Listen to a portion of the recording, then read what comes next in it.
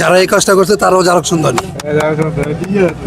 যারা ও তো গেছে যেটা করছে বর্তমানে করতেছে কি করতেছে ওরা জারক সন্তান, ও তো ও তো গঠন হয়েছে ও কইরা থেকে গেছে পলাই গেছে গা।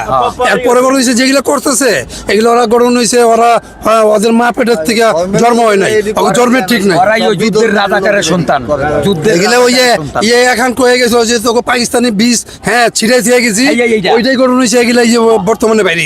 এটা অনেক খারাপ, অনেক খারাপ না, এটা দেখতে তো নিজের প্রতি তো খারাপ লাগে, সে তো একজন মুসলমান। ঠিক আছে, এটা অবশ্যই অন্যায় হয়েছে, অবশ্যই অন্যায় হয়েছে। মানে যারা এই কাজটা করতেছে, হ্যাঁ, সে তো কোনো এক সময় প্রধানমন্ত্রী ছিল নাকি, সে কি দেশের জন্য কিছু করে নাই? হ্যাঁ, সে যদি অন্যায় যাই করছে তার শাস্তি দিতে হবে, শাস্তির ভুগতে হবে, সেটা ঠিক আছে। কিন্তু তাই বলে যে একজন প্রধানমন্ত্রীকে, দেশের প্রধানমন্ত্রীর ছবি ডাস্টবিনে দিয়া তারা আপনার এই যে এগুলা পালাইতেছে ময়লা, এটা কি ঠিক করতেছে? এটা কি শিক্ষিত সমাজের কাজ? এই বিষয়টাকে আপনি কোন চোখে দেখছেন? এটা খারাপ, খারাপ করছে, আপনার কাছে কি মনে হয়? খারাপ, আমরাও কই খারাপ। সঠিক হইতাছে না, না